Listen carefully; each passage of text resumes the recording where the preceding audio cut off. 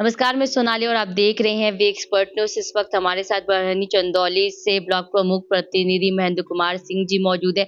उनसे बातचीत करेंगे, यहाँ के विकास को लेकर बातचीत करते हैं, क्या कुछ काम हुआ है इसे भी लेकर बातचीत करते हैं। सर हमारा आपका स्वागत है हमारे चैनल में। धन्यवाद मैम। सर यह जानना चाहेंगे अगर यहाँ की बात की जाए जहाँ आप ब्लॉक प्रमुख जो हैं उनके प्रतिनिधि भी हैं, तो क्या कुछ अभी विकास से कार्य चल रहे हैं?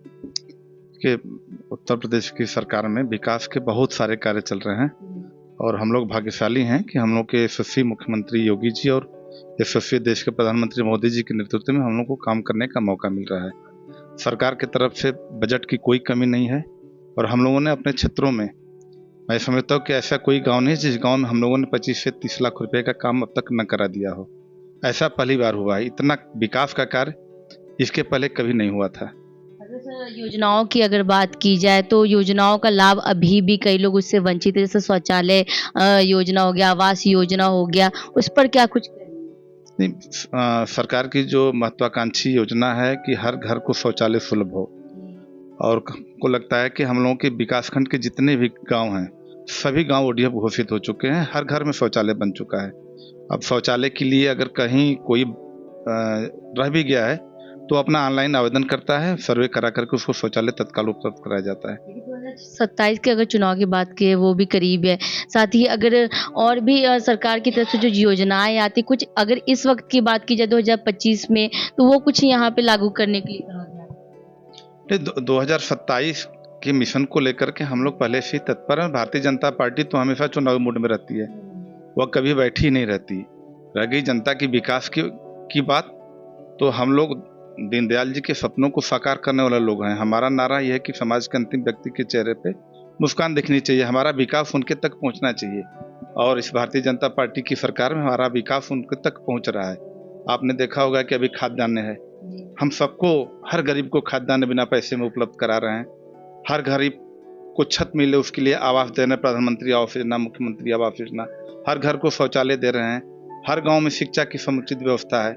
स्वास्थ्य को लेकर के प्रदेश सरकार बहुत ही जागरूक है।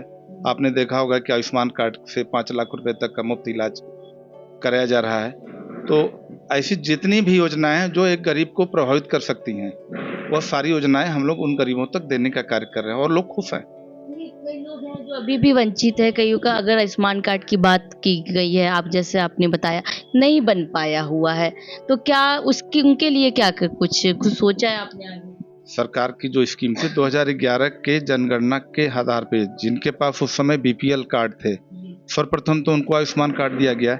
इसके बाद जिनके घरों में 6 यूनिट कार्ड धारक थे उन्हें आयुष्मान दिया जा रहा है। शेष जो लोग अभी आयुष्मान कार्ड से आच्छादित नहीं हो पा रहे हैं, मैं समझता हूँ कि सरकार उनके लिए भी प्रयासरत है और बहुत जल्दी 6 यूनिट से हम लोग 5, 4, 3, 2 के तरफ भी आएंगे। सरकार का प्रयास है कि कोई भी व्यक्ति आयुष्मान कार्ड से वंचित न हो, लेकिन चरणबद्ध तरीके से। आवास योजना की अगर बात की जाए, अभी भी कई लोग वंचित हैं आवास योजना से। अगर आपके ब्लॉक में जितने लोग आते हैं घर आवास, उनमें से अभी कितना बन पाया आवास? जितने लोगों ने भी आवास के लिए आवेदन किया है, अगर वह पात्र हैं तो उनको आवास दिया जा रहा है। वैसे लोग वंचित हैं जो पात्र नहीं हैं।